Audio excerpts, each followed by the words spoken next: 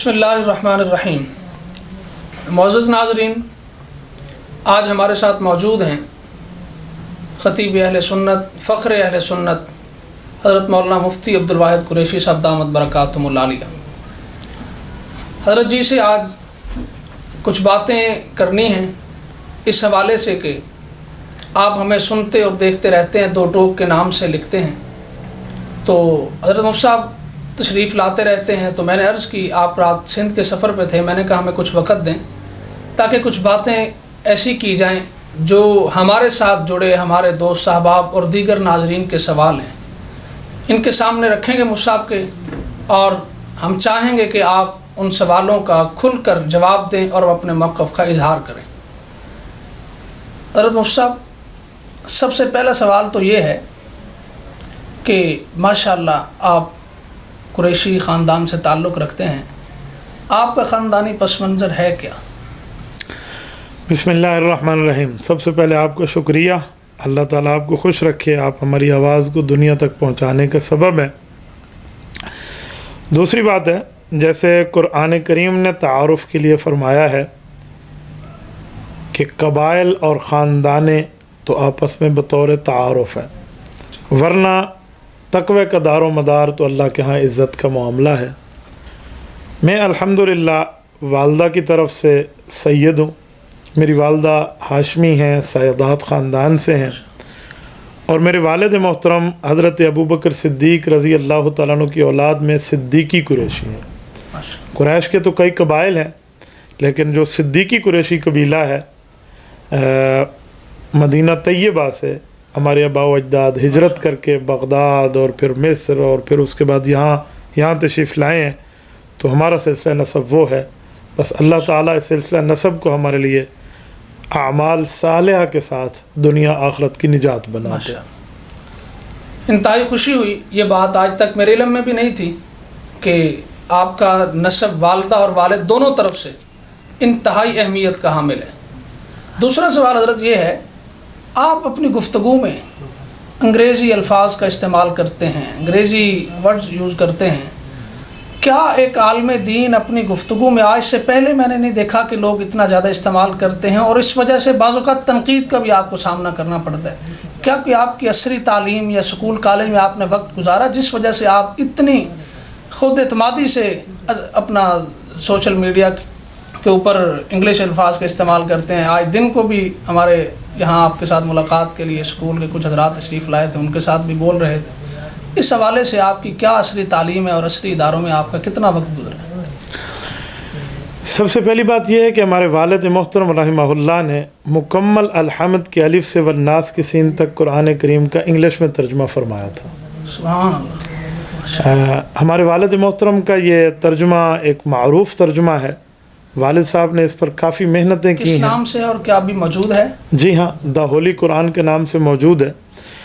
مسئلہ یہ ہے کہ غالباً اس کی دوبارہ اشاعت نہیں ہو سکی، جو ایک مرتبہ ہوئی، ہمارے والد محترم نے انتہائی غریبی میں زندگی گزاری ہے، تو وہ اس کو اس ترتیب پر، میں سب سے چھوٹا ہوں اولاد میں، تو ہم شاید وہ اس کو دوبارہ طباعت کی ترتیب میں چلا نہ سکے، ورنہ یہ ایک بہت بڑی ان کی یادگار ہے۔ ہمارے پاس تو ان کا پہلا طبع موجود ہے، اور اس کا جو مکمل مسودہ مبیضہ ہے وہ بھی الحمدللہ موجود ہے۔ تو میں نے بچپن ہی سے اپنے والد محترم سے انگلش پڑھی بھی ہے، سیکھی بھی ہے، بولنا بھی سیکھی ہے۔ مجھے یاد ہے ہمارے والد محترم ہمیں بتایا کرتے تھے کہ there is no God but God, Muhammad is a apostle of Allah, seal of the every new prophethood after him, کہ لا الہ الا اللہ محمد الرسول اللہ خاتم النبیین۔ یہ بچپن ہی سے ہمیں والد محترم سمجھایا کرتے تھے۔ مجھے آج بھی یاد ہے والد صاحب نے مجھے فرمایا تھا، بیٹا بسم اللہ الرحمن الرحیم، by the name of Allah most gracious most merciful, یعنی اس انداز سے۔ تو والد محترم سے سیکھا۔ دوسرا، اسکول کالج میں الحمدللہ میں رہا ہوں، اور کالج میں تو جب تک میں پڑھا ہوں، میری ماسٹر لیول تک کی باتیں آپ دیکھ لیں، تو میں کبھی اسٹیک اف بھی نہیں ہوا، نہ کبھی مجھے کوئی جرمانہ لگا، نہ ہم نے کوئی پیریڈ مس کیا۔ الحمدللہ پڑھا ہے، اچھے انداز میں پڑھا ہے۔ اب مسئلہ یہ ہے کہ کہیں کہیں ہمیں سمجھانے کے لیے انگلش الفاظ استعمال کرنے پڑتے۔ کلم الناس علی قدر عقولہم، لوگوں کی عقل کے مطابق بات کریں۔ سامنے بیٹھنے والا آدمی جب دین اسلام کے بارے میں بات سن رہا ہوتا ہے تو اس کو پتہ چلنا چاہیے کہ علماء دین جو ہیں اس میدان میں پیچھے نہیں ہیں. وہ آپ کی میتھ بھی جانتے ہیں, ڈبل میتھ اسٹیٹ بھی جانتے ہیں, آپ کی پاک اسٹڈی بھی جانتے ہیں, انگلش بھی جانتے ہیں, کیمسٹری بھی جانتے ہیں, بایو بھی جانتے ہیں, فزکس بھی جانتے ہیں, پوری تعلیمات ماشاءاللہ وہ آگے ہیں. تو بعض اوقات گفتگو میں بائی نیچر فطرت کے طور پہ بھی آ جاتا ہے. تو یہ اس طرح الفاظ, ویسے اس طرح کے الفاظ استعمال کرنا کوئی منع نہیں ہے. ایک دو موقعوں پر میں نے دیکھا ہے, باقی میں نے بالاستعاب تو نہیں دیکھا اس انداز سے, ورنہ میں نے کتاب پڑھی ہے مکمل, معارف القرآن, مفتی اعظم پاکستان مولانا مفتی محمد شفیع عثمانی رحمہ اللہ نے اس میں انگلش کے الفاظ بعض جگہ استعمال فرمائے ہیں. تو ہمارے اکابرین کا طریقہ ہے, اس پر غالباً کوئی ایسے ایشو کی بات نہیں ہے. دوسرا, آج کل آپ دیکھتے ہیں کہ مفتی صاحب کا تعارف عوام الناس میں ہمارے اور آپ کے اندر فن مناظرہ کے حوالے سے ہے. اس کے ساتھ ساتھ کیا آپ کسی خاص جماعت یا کسی اور شعبہ زندگی یا کسی اور دینی فکر سے بھی لگاؤ و محبت رکھتے ہیں, یا صرف کسی ایک کوزے میں بند ہیں؟ آپ کا سوال وہ سوال ہے جو عام طور پہ لوگ مجھ سے کرتے ہیں. لوگ یہ بھی پوچھتے ہیں کہ فن مناظرہ کا فائدہ کیا ہے. دیکھیں, مناظر کا یہ مطلب نہیں ہوتا کہ وہ چھری اٹھا کے بیٹھا ہوتا ہے, آؤ مجھ سے چھری اپنے سر پہ مروا لو.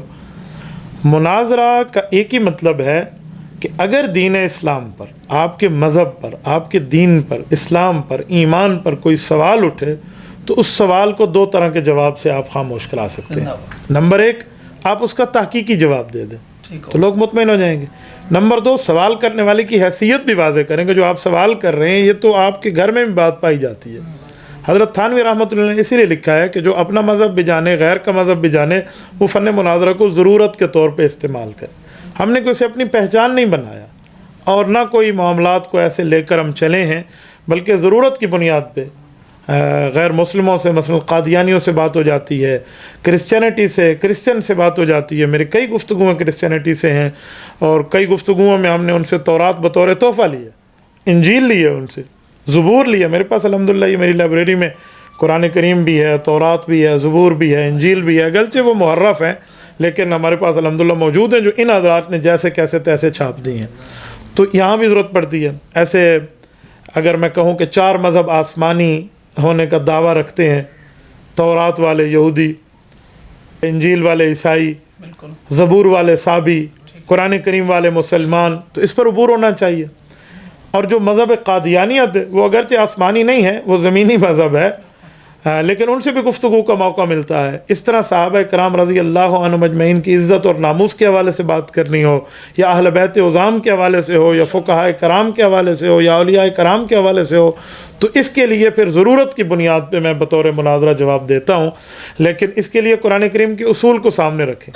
رب فرماتے ہیں وَجَادِلْهُمْ بِالَّتِي هِيَ أَحْسَنُ, اچھے طریقے سے جواب دے. باللتی اخشن نہیں ہے کہ کھردرے انداز سے جواب دیں. تو اس لیے ہنس مکھ چہرے کے ساتھ میں کہتا رہتا ہوں کہ ہنستے ہوئے سوال کرو اور ہنستے ہوئے جواب لو تو بہت اچھا ہوگا. اس کے علاوہ جو لوگ دیگر میدانوں میں کام کر رہے ہیں, تبلیغی جماعت ہے, سیاست ہے, جہاد ہے, 100 اور ہمارے الحمدللہ علماء, ہر ان علماء کے متعلق کیا کہیں, ان کا کام کیسا ہے, ان کی کام کے متعلق آپ کی ذاتی رائے کیا ہے؟ دین اسلام کا کام کرنے والا ہر شخص خراج تحسین کا مستحق ہے, چاہے وہ میدان کارزار میں ہے, چاہے وہ میدان سیاست میں ہے, میدان تبلیغ میں ہے, میدان تدریس میں ہے, میدان خانقاہ میں ہے. اس کو سلامی عقیدت ہے. مسجد میں داخلے کے کئی دروازے ہوتے ہیں, اس سے بھی آ جاؤ, اس سے بھی آ جاؤ, اس سے بھی آ جاؤ. دین اسلام میں بھی داخلے کے کئی دروازے ہیں. آپ ایک دین اسلام کے سلسلے میں چلیں, دوسروں کی قدر کریں, دوسروں کے لیے دعائیں کریں تاکہ ان کی دعائیں بھی آپ کو ملیں, اور تنقید نہ ہو, تائید کے ساتھ, اور اس کو اپنا فریق نہ سمجھیں, رفیق سمجھیں. اس انداز میں آپ چلیں تو بہت اچھا. میں ان تمامی حضرات کو خراج عقیدت پیش کرتا ہوں.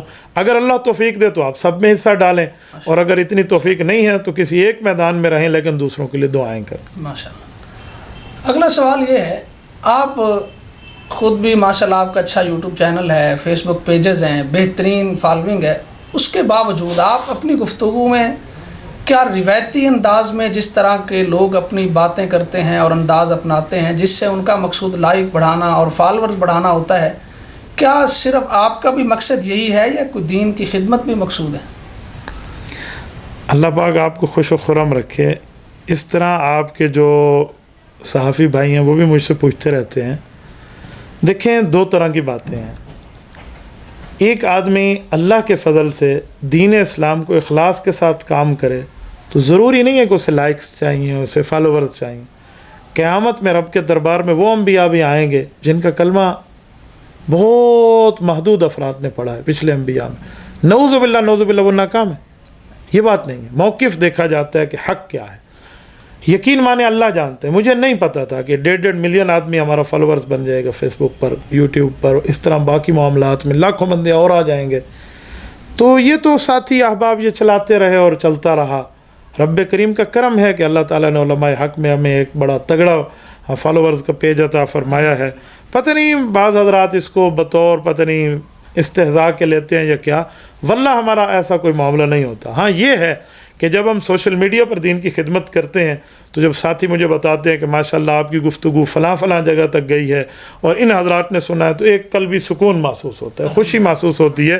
ضروری نہیں ہے کہ ہم اس کو مقصد بنا کر بیٹھے ہوتے ہیں. یہ راستہ ہے، یہ منزل نہیں ہے. ہماری منزل اللہ تعالیٰ کی رضا ہے، جس انداز سے بھی آپ لینا چاہیں. اس سے ایک اور سوال بھی میرے ذہن میں آیا. یوٹیوب سے ملنے والی کمائی کے متعلق آپ کیا کہتے ہیں؟ کیا وہ حلال ہے؟ اگر حلال ہے تو یوٹیوب بیانات جب سنتے ہیں ان پر تو کچھ ایسے فحش اشتہارات چل رہے ہوتے ہیں، تو ان کو دیکھ کے آپ کو پیسے ملتے ہیں، تو کیا خیال ہے اس کمائی کے متعلق؟ آپ کا کیا ذاتی نظریہ؟ بہت اچھا سوال کیا آپ نے. اگر تھوڑا سا اس پہ گہرائی کی نظر دیکھیں نا تو بات کھل کے سامنے آ جاتی ہے. اشتہارات میں یوٹیوب آپ سے، سوشل میڈیا آپ سے پرمیشن لیتا ہے. آپ اسے پرمیشن دیں گے اس طرح کے اشتہارات ہونے چاہیے.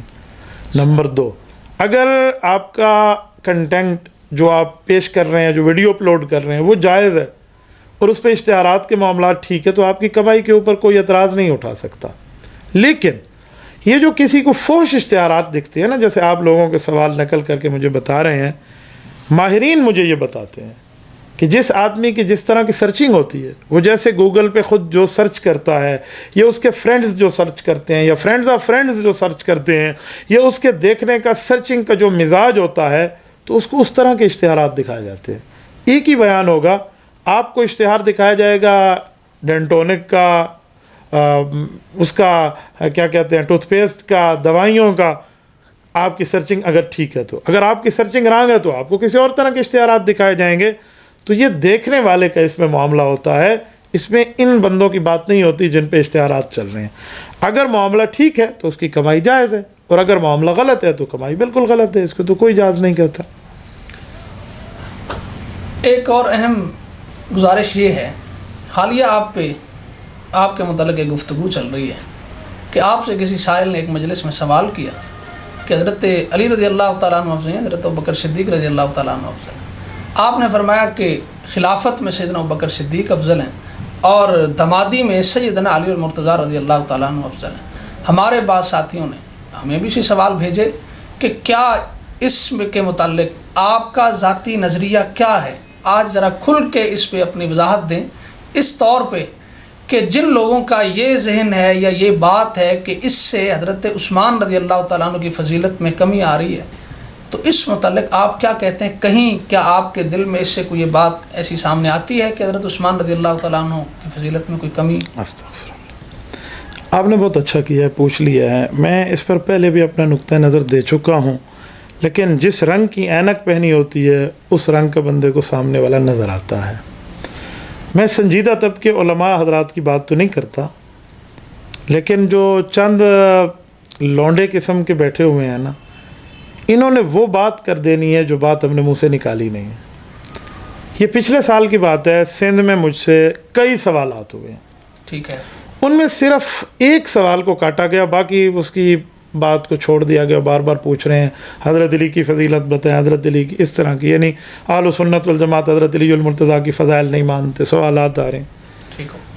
تو اس کے جواب میں نے صرف حضرت علی المرتضیٰ رضی اللہ تعالیٰ عنہ کے حوالے سے ان کی ایک جزوی فضیلت ذکر کی ہے کہ سیدنا علی. اس کا پس منظر یہ ہے کہ اس سے پہلے بھی اسی موضوع پہ آپ سے سوالات ہو رہے تھے. پوری ترتیب چل رہی تھی اس جلسے میں، سوالات کی پوری لائن ہوتی ہے. حضرت آپ ہمارا سیشن دیکھیں تو پوری ترتیب ہے. میرے خیال میں ایک جلسے میں کوئی 10 سے 15 باتیں آ جاتی ہیں. ٹھیک ہے. 10 से 15 भी कम अज़ कम, इससे ज़ायद भी होता है। सैयदना अली मुर्तज़ा रज़ी अल्लाह अन्हु की जुज़ी फ़जीलत है कि हज़रत अली मुर्तज़ा रिसालत मआब अलैहिस्सलातु वस्सलाम की नस्ल की बढ़ोतरी का सबब है। दामादों में इनकी ये एक फ़जीलत जुज़ी है। हाशा कल्ला, मैंने हज़रत उस्मान गनी रज़ी अल्लाह अन्हु का न कोई नाम लिया है इस प्रोग्राम में, न सैयदना उस्मान गनी रज़ी अल्लाह अन्हु पे कोई रद्द करने का मैं सोच ही नहीं सकता। मेरा ईमान का हिस्सा महवर है। इसको पता नहीं खामखा से हज़रत उस्मान गनी रज़ी अल्लाह अन्हु के ख़िलाफ़ बना दिया गया। फिर कुछ लड़कों ने व्हाट्सएप पर रब्ता किया तो मैंने कहा यार तुम्हारी सवाई ज़हनियत है, इस पर कुछ लोगों ने क्या से क्या मामला बना दिया। मैं आपको आज एक हकीकतन बात अर्ज़ करता हूँ। मौलाना आप देखें, उम्मत मुस्लिमा इस बात की कायल है कि सबसे बड़ा दर्जा इस कायनात में अल्लाह ताला की अंबिया कराम का है। बिल्कुल। अंबिया कराम के बाद अंबिया के सहाबा का है, और तमाम अंबिया के सहाबा में हमारे पाक पैगंबर सल्लल्लाहु अलैहि वसल्लम के सहाबा इस धरती पे सबसे अफजल है अंबिया के बाद। और हज़रत अबू बकर सिद्दीक रज़ी अल्लाह अन्हु अफजलुल बशरी बअदल अंबिया, उनका तो कोई मुकाबला ही नहीं है। तो एक आम मुसलमान क्या सोच सकता है कि मैं हज़रत सिद्दीक अकबर रज़ी अल्लाह तआला अन्हु पे किसी और को फजीलत दूँ? हज़रत अबू बकर सिद्दीक को हज़रत उमर, हज़रत उस्मान, सैयदना अली, सैयदना हसनैन समेत सहाबा कराम तमामी, अहले बैत इज़ाम तमामी रिज़वानुल्लाहि अलैहिम अजमईन उनको अपना इमाम मानते, तो वो उनका रुतबे में सबसे आला, सबसे अशरफ कौन कह सकता है? अहलु सुन्नत वल जमात का ये नज़रिया है कि अंबिया कराम के बाद सहाबा अफजल है, सहाबा में खुलफाए राशिदीन अफजल है, और तरतीब हज़रत अबू बकर, हज़रत उमर, हज़रत उस्मान, हज़रत अली रज़ी अल्लाह अन्हुम, इसी तरतीब पर यह तरतीब खिलाफत, यही तरतीब फ़जीलत, यही तरतीब दराजात, इस पर तो कोई बात नहीं है। उसके बाद अशरा मुबशरा अफजल है, ठीक है। इनके बाद असहाबे बदर अफजल हैं, उनके बाद असहाबे उहद अफजल हैं, उनके बाद असहाबे शजरा अफजल हैं, और उनके बाद जो है मुहाजिरीन और अंसार से पहले असहाबे किबलतैन, जिन्होंने उस तरफ भी मुँह करके नमाज पढ़ी रिसालत मआब अलैहिस्सलाम के साथ, इस तरफ भी, वो अफजल हैं। और उनके बाद मुहाजिरीन और अंसार में सबकत लाने वाले वस्साबिकून अल-अव्वलून मिनल मुहाजिरीन वल अंसार, सूरत नंबर 9 सूरत तौबा आयत नंबर 111वें पारे का पहला सफ़ा, इनकी फजीलत है। उसके बाद फिर आम सहाबा कराम है मुहाजिरीन और अंसार के बाद। तो कौन ऐसा बेवकूफ़ शख्स होगा जो हज़रत उस्मान गनी रज़ी अल्लाह तआला अन्हु की फजीलत की कमी की बात करे? यार बेवकूफ़ भी छोड़ें, मैं उसको ईमान से फारिग समझता हूँ जो सैयदना उस्मान गनी के बारे में ऐसी बात करे। जब आम बंदे के लिए मैं नहीं समझता तो मेरे लिए क्यों समझा जाता है? मेरा आज भी नज़रिया है, हज़रत उस्मान ज़ुन्नूरैन रज़ी अल्लाह तआला अन्हु हज़रत अलीउल मुर्तज़ा रज़ी अल्लाह तआला अन्हु से पहले खलीफा हैं, और उनका रुतबा इस्लाम में 3रे नंबर पर है, ठीक है। 4थे नंबर पर सैयदना अलीउल मुर्तज़ा है। एक जुज़ी फजीलत है हज़रत अलीउल मुर्तज़ा की कि उनसे नस्ल पैगंबर चली है। देखें, हज़रत अलीउल मुर्तज़ा की इस छोटी फजीलत में कोई सहाबी भी शरीक नहीं है, इस छोटी फजीलत के हद तक कोई अहले बैत में भी शरीक नहीं है। इतना बड़ा रुतबा है हज़रत अली का। लेकिन इस रुतबे का ये मतलब नहीं है कि हज़रत उस्मान गनी का रुतबा हमने कम कर लिया। उनका रुतबा मुकम्मल है, महकम है, अपनी जगह मौजूद है, और इनसे आला और अफजल है। और अगर दामादी में इस तरह बात करें कि रिसालत मआब अलैहिस्सलाम की बनात तय्यबात के रिश्ते हुए हैं, तो हुज़ूर पाक अलैहिस्सलाम की 4 बनात हैं, और 4 बनात में 3 दामाद हैं। हज़रत अबुल आस रज़ी अल्लाह अन्हु पहले दामाद हैं, इनको हज़रत ज़ैनब मिली है, इनका अपनी जगह रुतबा मुसल्लम है। और अगर इस हवाले से दामादों में देखें कि बड़ी बेटी हुजूर की इनको मिली है, तो सिर्फ इस वजह से जुज़ी फजीलत में हज़रत अबुल आस का एक रुतबा हो जाएगा। अब ये ना समझ लेना मैंने इसको हज़रत मामलात बाकी उस्मान अली के साथ कोई कंपेयर किया, नहीं, सिर्फ इस फजीलत। इसी तरह हज़रत उस्मान को 2 पैगंबर की लख्त जिगर मिली हैं। इस फजीलत में उस्मान गनी पूरी उम्मत नहीं, पूरी इंसानियत में सबसे बड़ा रुतबा रखते हैं कि हज़रत उस्मान वो शख्स हैं जिनके अक़द में किसी नबी की 2 बेटियां आई। इस रुतबे में इनका कोई मुकाबला नहीं है। इसी तरह हज़रत अलीउल मुर्तज़ा हैं, इनको रसूलुल्लाह की 4थी चहीती प्यारी बेटी हज़रत फ़ातिमतुज़ ज़हरा रज़ी अल्लाह अन्हा मिली हैं, और उनसे नस्ल पैगंबर चली है। क़तन इस बात का यह मतलब नहीं है कि हज़रत उस्मान गनी रज़ी अल्लाह अन्हु पे मैं फजीलत दे रहा हूँ। हज़रत उस्मान गनी, मैं एक जुमला कहता हूँ सुने, हज़रत उस्मान गनी रज़ी अल्लाह तआला अन्हु को बिल फ़र्ज़ वल महाल दामादी वाली बात न हो फिर भी हजरत उस्मान गनी खुलफाए सलासा में तीसरे नंबर पर है, चौथे नंबर पर सैयदना अली मुर्तज़ा रज़ी अल्लाह अन्हु है। लेकिन सैयदना अली मुर्तज़ा की इस छोटी सी जुज़ी फजीलत जो है, छोटी मैं इसलिए कह रहा हूं समझाने के लिए, मतलब बहुत बड़ी फजीलत है, इस फजीलत को बयान करना, इसको किसने हजरत उस्मान पर रद्द करार दे दिया? ये कौन सी लाबी है, इसकी ताकीक नहीं होती। जब मैं हजरत उस्मान गनी का नाम नहीं ले रहा, मैं चंद बेवकूफ दिमागों के सवालात के जवाबात दे रहा हूं, और वो मेरी पूरी क्लिप में से सिर्फ अपना सवाल काटते हैं, और उसमें कहते हैं सवाल ऐसे हुआ, जवाब ऐसे हुआ। और बेवकूफो, उससे कितनी पर्चियां आई उस टाइम, उससे कितने सवालात हुए तुमने देखे? और दूसरी बात, कुछ लोग हमें हजरत अबू बकर सिद्दीक रज़ी अल्लाह अन्हु को गुस्ताख कह रहे हैं, कुछ हजरत उस्मान का गुस्ताख कह रहे हैं। मुझे इन लौंडों लपाड़ों की इस बातों से कोई गर्ज नहीं है, मैं इनको अपने मकाम पे रखना जानता हूं। लेकिन मसला ये है कि इनकी इस बात के पीछे कौन है? मौलाना, ये आपने देखा होगा पिछले कुछ अरसे से हर एक 2 हफ्ते के बाद खास ज़हनियत के तहत मेरा एक क्लिप काटते हैं, फिर उसको वायरल करते हैं, फिर कुछ लोग उस पर माजरत करते हैं, जी हम उस्तादों के कहनों पर डिलीट कर रहे हैं, कुछ ये कह रहे हैं, कुछ वो कह रहे हैं, कुछ के ये सवाल, कुछ के वो सवाल। ये खास ज़हनियत है, पहले इसको प्रमोट करो, फिर उसके बाद इस पर माजरत करो। मुझे कुछ बंदे कह रहे हैं हजरत सबकत लिसानी हो गई है, रुजू फरमा लें। मैंने कहा रुजू का क्या माना, मैंने कोई गलत बात की? मैं तो आज भी कहता हूं हजरत अली मुर्तज़ा की एक जुज़ी फजीलत है। इस जुज़ी फजीलत की बुनियाद पे कुल्ली फजीलत नहीं हो जाती। कुल में सबसे अफजल हजरत अबू बकर, फिर हजरत उमर, फिर हजरत उस्मान, फिर सैयदना अली रज़ी अल्लाह अन्हु। लेकिन यार हजरत अली मुर्तज़ा के इस जुज़ी शरफ को, जुज़ी फजीलत को हजरत उस्मान गनी रज़ी अल्लाह अन्हु के मुकाबले में कौन ला रहा है? मैंने तो कब, आपने वो क्लिप सुना है? बिल्कुल मैंने, उसमें हजरत उस्मान का मैंने जिक्र किया? बिल्कुल कोई जिक्र नहीं है किसी की। तो जब नहीं किया तो इसको किसने बना लिया? इतनी सी बात है। अब मैं एक वजाहत के तौर पे आपकी खिदमत में एक बात कर ली कि हजरत उस्मान ज़ुन्नुरैन रज़ी अल्लाह अन्हु को रुतबा सबसे बरतर है इस हिसाब में कि इस्लाम में तीसरे खलीफा है। ठीक है, तो जब मैं सबसे बरतर इस हिसाब में को क्या माना, हजरत अबू बकर पर को फजीलत दे रहा हूं? भाई इस धरती पर पहली फजीलत हजरत अबू बकर की है, इसका कोई बेईमान मुनकर नहीं है।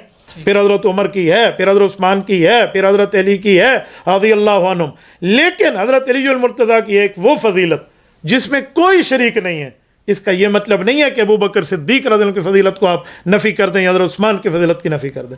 मुझसे बड़े हजरात ने भी रब्ता किया, उलमाए कराम ने, खुसूसन हज़रत मौलाना अब्दुल जब्बार सल्फ़ी दामत बरकातुहुम, इसी तरह मौलाना मोहम्मद राबिग़ रहमतुल्लाह अलैह के फ़र्ज़ंद अर्जुमंद, इसी तरह हज़रत मौलाना अपने मौलाना इसहाक़ साहब मुज़फ़्फ़रगढ़ से, इसी तरह हज़रत मौलाना अबू अय्यूब कादरी साहब ने, खुसूसन उस्ताद दिल मुकर्रम हज़रत मौलाना मोहम्मद इलियास घुम्मन दामत बरकातुहुम ने, सबसे मैंने जब यही बात अर्ज़ की तो उन्होंने कहा बिल्कुल ठीक है, आपकी इस बात में तो कोई कबाहत मौजूद नहीं है, लेकिन इसको किस लिए आगे लेकर जाया जा रहा है, किस बुनियाद पर आगे पेश कर रहे हैं? तो मैंने उन हजरात को अर्ज़ की कि हजरत ये एक ख़ास ज़हनियत है। अब मैं नहीं कहता कि उनकी बात क्या है, उनकी वजह क्या, उनका मतम नज़र क्या है, लेकिन मैं एक जुमला कहता हूँ, आज मेरे साथ ये लोग कर रहे हैं, कल किसी के साथ ऐसा करेंगे। भाइयों, एक जुमला जब आप कहते हैं उसका ये मतलब थोड़ी होता है कि आप बाकियों पर रद्द कर रहे हैं। गुफ्तगू में से सिर्फ एक ही जुमला काटा जाए। मैं एक जुमला कहता हूँ, हम कहते हैं सिद्दीक़ अकबर, क्या माना? सबसे बड़ा सच्चा। तो कोई कहे तुमने तो हुजूर से बड़ा सच्चा कह दिया हजरत अबू बकर को, क्या करोगे? फारूक आज़म, सबसे ज्यादा कुफ्र इस्लाम में फ़र्क करने वाला, कहेंगे तुमने तो हुजूर पे कह दिया, क्या हम हुजूर के मुकाबले में कह रहे हैं? अल्लाह अकबर। ऐसे मैं कहता हूँ हज़रत उस्मान गनी, गनी का माने सखी, नऊज़ुबिल्लाह नऊज़ुबिल्लाह नऊज़ुबिल्लाह, बाकियों को हम कंजूस समझते हैं। ये कैसे? हज़रत अली शेर खुदा, बाकियों को नऊज़ुबिल्लाह नऊज़ुबिल्लाह बुज़दिल समझते हैं। यार ये कैसी बात? ये बेवकूफ़ चंद तबका है, 2-4 लौंडे लपाड़े। हजरत, मैं किसी आलिम दीन की बात नहीं करता, उलमाए कराम का मकाम अपनी जगह है, क़यादत का मकाम अपनी जगह है, बड़ों का मकाम अपनी जगह है, लेकिन चंद ये लड़के खामखा से ड्रामेबाजी पैदा करना, तभी मैं इनको कहता हूँ इन लड़कों की हद तक कि इनमें सबाई ज़हनियत है, इनको बर्दाश्त नहीं होती इस तरह की छोटी सी बात भी। हालांकि मुझे कहते किसने लिखा है, मैंने कहा ये बताएं, हज़रत अली मुर्तज़ा से नस्ल पैगम्बर चली है? जी चली है। तो मैंने कहा ये किसने लिखा है? फिर अगली बात, वाहिद साहब भी हैं जो अहले बैत में भी हैं और सहाबा में से भी हैं। हज़रत, मैं एक जुमला यहाँ समझाने के लिए अर्ज़ करता हूँ, हज़रत उस्मान गनी रज़ी अल्लाह तआला अन्हु को ज़ुन्नुरैन कहा जाता है। क्या कोई शख्स सैयदना उस्मान गनी रज़ी अल्लाह तआला अन्हु के रुतबे से इनकार करेगा? तो उन दोहरे दामाद पैगम्बर हैं। इस दोहरे दामादी में तो हज़रत अली मुर्तज़ा भी शरीक नहीं है, لیکن کون ہوگا جو اس مقابلے کی بات کرے گا؟ میں نے کہا دامادوں میں یہ فضیلت حضرت علی المرتضیٰ کو ہے کہ ان سے نسل پیغمبر چلی ہے. یار اتنی سی بات کے اوپر پتہ نہیں تشویش پائی جاتی ہے، فلاں پایا جاتا ہے. جزاک اللہ، بڑی خوبصورت بات کی. اس کے ساتھ ساتھ حضرت آپ کی گفتگو میں ایک عرصے سے دیکھا یہ جا رہا ہے کہ آپ سیاست پہ بڑے کھل کے بات کرتے ہیں، جبکہ آپ کی زندگی میں خانقاہی نظام تدریسی تعلیمی خطابت کا موجود تھا. تو آپ ایک سیاستدان کے لہجے میں سیاسی گفتگو کرتے ہیں کہ آپ کا مستقبل کوئی سیاست میں آنے کا یا کوئی الیکشن لڑنے کا تو نہیں؟ میں ایک بات آپ کی خدمت میں کروں. رسالت مآب علیہ الصلوۃ والسلام کے علوم کو ہم نے پڑھا ہے. رب کریم نے ہمارے اوپر ایک کرم فرمایا ہے، علماء میں ہمارا شمار ہوتا ہے، اور عالم دین جو ہے یہ پیغمبر علیہ الصلوۃ والسلام کا پورا وارث ہے. رسالت مآب نے وراثت میں جو چھوڑا ہے وارث ان سب کو سنبھالے گا. وہ تدریس ہو، وہ تعلیم ہو، وہ تبلیغ ہو، وہ تصوف ہو، جہاد فی سبیل اللہ ہو، یا وہ خطابت ہو، یا وہ امامت ہو، یا وہ امت کی راہبری اور رہنمائی ہو، یا امت کے خطبات ہو، یا سیاست اسلامیہ ہو. ان سب کو سنبھالا. آپ کہتے ہیں مستقبل میں سیاست میں آنے کا ارادہ ہے. میں اب بھی عالم حق کو سیاسی بھی سمجھتا ہوں، تبلیغی بھی سمجھتا ہوں، جہادی بھی سمجھتا ہوں، تدریسی بھی سمجھتا ہوں، خانقاہی بھی سمجھتا ہوں. جو عالم حق ہے وہ ان سب میں پیغمبر کا وارث ہے. حدیث پاک میں رسول اللہ صلی اللہ علیہ وسلم نے فرمایا، صحیح بخاری جلد اول کتاب الانبیاء باب حدثوا عن بنی اسرائیل ولا حرج کے تحت روایت حضرت ابو ہریرہ رضی اللہ عنہ راوی ہیں. اللہ کے رسول نے فرمایا کانت بنو اسرائیل تسوسهم الانبیاء کلما ہلک نبی خلفہ النبی. میرے صحابہ انبیاء کرام آتے تھے تو وہ نبی بھی ہوتے، اسلامی سیاست دان بھی ہوتے. ایک نبی فوت ہو جاتا تو دوسرا نبی آتا، وہ نبی بھی ہوتا، اسلامی سیاست دان بھی ہوتا. رسول اللہ صلی اللہ علیہ وسلم نے اپنے لیے فرمایا، حضور نے فرمایا کہ میں انبیاء کرام میں آخری نبی ہوں، آخری انبیاء کا سیاست دان ہوں. تو صحابہ کرام نے سوالیہ نظروں سے دیکھا کہ جب ختم نبوت ہو چکی ہے، نبوت آپ کے بعد نائی نہیں ملے گی، تو کیا ختم سیاست بھی ہے؟ تو رسالت مآب علیہ الصلوۃ والسلام نے اس حالی سوال کا جواب فرمایا فَسَيَكُونُ بَعْدِي خُلَفَاءَ فَيَكْثُرُونَ. میرے بعد میرے خلفاء نائبین علماء آئیں گے اور کئی آئیں گے تو وہ سیاست اسلامیہ کو سنبھالیں گے. تو اسلامی سیاست کو سنبھالنا یہ عالم ربانی کا کام ہے، رسول اللہ صلی اللہ علیہ وسلم کی طرف سے سنبھالنا چاہیے. رہی یہ بات کہ مستقبل میں الیکشن لڑنے کا پروگرام ہے، میرا ایسا کوئی پروگرام نہیں ہے. میں الیکشن لڑنے والے علماء کرام کا حامی ضرور ہوں، ان کا سپورٹر ضرور ہوں، اور ان کی تائید میں دعائیں کرنے والا ضرور ہوں. میرے اپنا میدان ہے، تصنیف کا ہے، تالیف کا ہے، تقریر کا ہے، خطابت کا ہے، وعظ کا ہے، نصیحت کا ہے، بیعت کا ہے، ذکر کا ہے، مجالس کا ہے، یہ معاملات ہیں. تو لہٰذا میں ان میں اتنا مصروف ہوں کہ شاید میں عملی سیاست میں اگرچہ ایک شرف ہے لیکن میرا فی الحال کوئی آنے کا ارادہ نہیں ہے. بس آخری سوال کر کے بات ختم کرتے ہیں. آپ نے سیاست کو ابھی دین کے شعبہ جات گنوائے 10، تو ان میں سے ایک سیاست بھی کہا.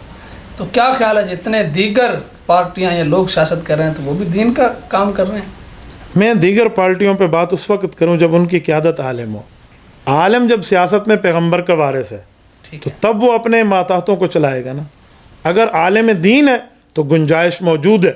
اگر ان کی سربراہ عالم دین ان کے سربراہ نہیں ہے، علماء کی قیادت میں وہ لوگ نہیں چل رہے، تو میں ان کو اسلامی سیاست نہیں کہہ سکتا. اسلامی سیاست تب ہے جب اسلامی عالم کے زیر قیادت ہونی چاہیے. دوستو، یہ کمنٹ میں مختلف حضرات نے جو سوالات مجھ سے کیے تھے میں نے حضرت کے سامنے رکھے، جوابات آپ نے سن لیے. انشاءاللہ آئندہ بھی کوئی سوال ہو، اختلاف کا طریقہ اور طرز یہی ہے کہ تحمل سے سوچ و بچار کے بعد ایک اچھے انداز میں سوال بھیجا جائے، اس سوال کا جواب مانگیں گے. اور اگلا مفتی صاحب نے بڑے اچھے انداز میں تمام سوالوں کا جواب دیا ہے، اور انشاءاللہ کوشش ہوگی آپ کے یہ سوالوں کا سلسلہ جاری رہے. اللہ رب العزت آپ کا حامی و ناصر ہو. السلام علیکم ورحمۃ اللہ.